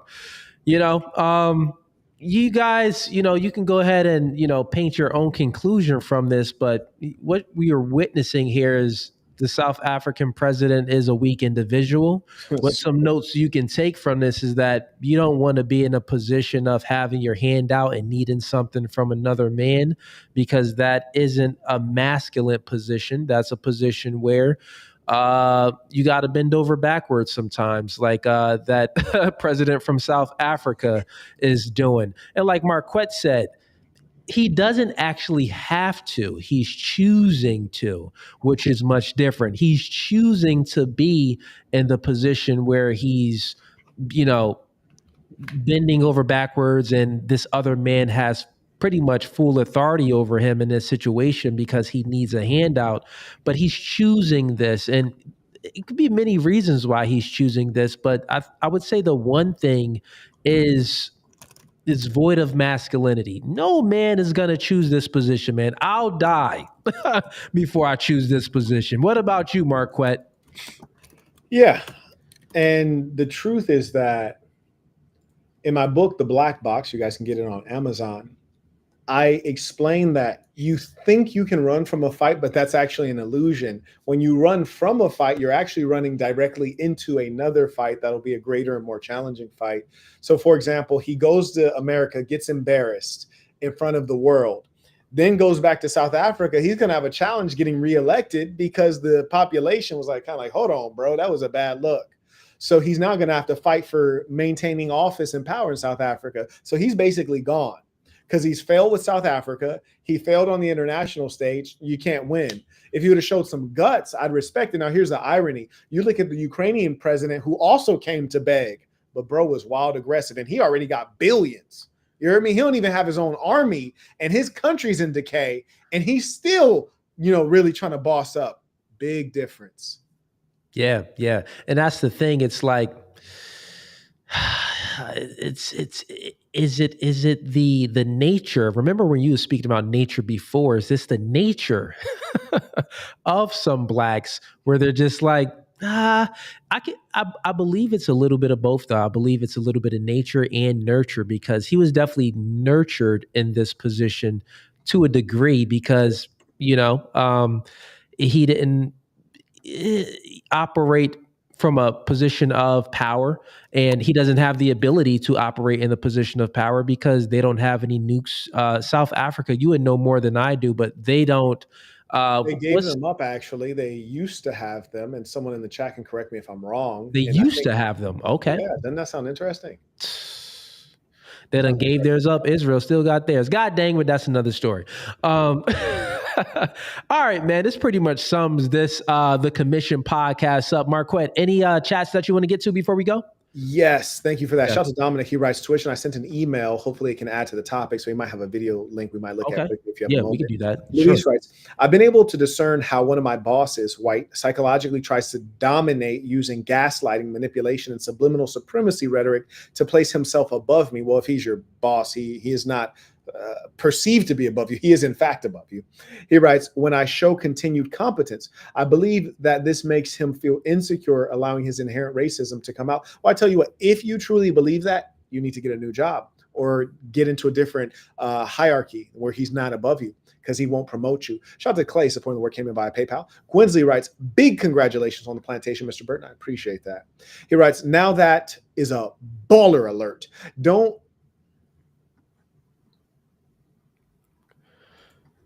I'm just reading something he asked me. Someone said maybe he low-key gay. Nah, he kind of had some effeminate. A little bit, man. He seems sus to me. A little bit. You got anything you need to read over there while I'm going through this real quick? Did you get to this one? I think this one came on your behalf. Let me see. Us Black South African men are effeminate. Dang. We only know how to strike, sing at rallies, and loot. But when it comes to doing the work, we complain and point fingers and cry victim. That's heavy right there. That's very heavy. Gwinsley, I'll have to get to this one later since you said don't read below. So I'm just going to go ahead and just pull that one off screen so I can address the other ones. Shout out to Mohammed. He writes, peace is off topic, but have a question about purchasing first home, FHA or conventional loan. Listen, your home is going to be your biggest purchase that you've ever made. So I don't want to shortchange the answer. You want to have like a more serious conversation, maybe if I'm on like a different kind of live stream. He writes, mortgage guy said my credit is too good to go with an FHA. I was told getting FHA loan would be the best to run the house one per year for 4 years. Any guidance is appreciated. 25 years old, 780 credit score. That's an excellent credit score. He writes, so listen, if you can afford to buy a house, you can afford to buy a consultation. And I think it'll be worth doing, frankly, because you want a real answer and you want to talk about your specifics. Would you agree? Yeah, man. Yeah, man. You want to go ahead and buy that course, man. If you got the bread, go ahead and buy that course. Or just a conversation, because you don't want a 4-second answer or even a 4-minute answer. Shout out to Mr. Chambliss. He writes, this happened to African Americans in the 1600s, 1700s, 1800s, and the 1900s, where their land was taken and they were killed. This happened in South Africa before 1994. This happened in Brazil and Haiti. When will Trump visit those people and talk about that? Well, my guess, Mr. Chambliss, is directly in the middle of Neverwary. The Dominic did share what appears to be a video. Let me see if I can pop this on real quick. It says the video is age restricted. That's curious. I guess they don't want the truth out there, perhaps. What platform is it on, you know? It's on YouTube. I'm going to pop it up right now. Okay. I've not previewed this one. It appears to be 24 minutes. I do generally ask you guys to provide timestamps when you send along videos. So let's see real quick. White man, you must die. White man, to talk about might upset some people, fair warning, but there's no way YouTube's going to allow me to monetize this just because of the things I'm going to discuss. So I just wanted to say thank you for Surfshark for sponsoring this video. Hackers like and I being typing from different and was at the I was at the campus and I got a phone. You know what? We're gonna need some timestamps. This is a 24. Yeah. I was gonna say that. Yeah, next time. I appreciate you sending it in, but I've said many times, guys, you got to send the timestamps. But thank you very much. And you got anything else? Let me see here. I think that's about it. We got one. I don't know if you got this one. We got it from the Jughead. Says, Cooley, I respect you, bruh, but you are incorrect. Ramaphosa does not have to submit. Example, Kim Jong-un is a leader of a poor nation. He would never submit to any Western leader. Well, yeah, that's true. He doesn't have to submit. I never said that he has to do it. I said that he is submitting. And when you're in a position, when you're in a weak position and you're not in a position of power and you have your hand out, in order for you to ensure that you get what you want, most people will submit. Do I recommend it? No, I'll die on my sword. But that's just me, though. But most people will submit, and that's a feminine nature, not anything masculine at all. So yeah, I don't think you disagree with me. Maybe you just misheard me. Let me see what else we got from my end. I think that is it, man. Yeah, that's it. All right. Hey, it's been a pleasure. Another one down. That's 3 in the bank. And we will be starting at 5 p.m. sharp every single time. So you guys can show up on time as well. Y'all, we'll be here on time. You guys can show up on time. And, Cooley, I want to be the first live podcast to be on time every time.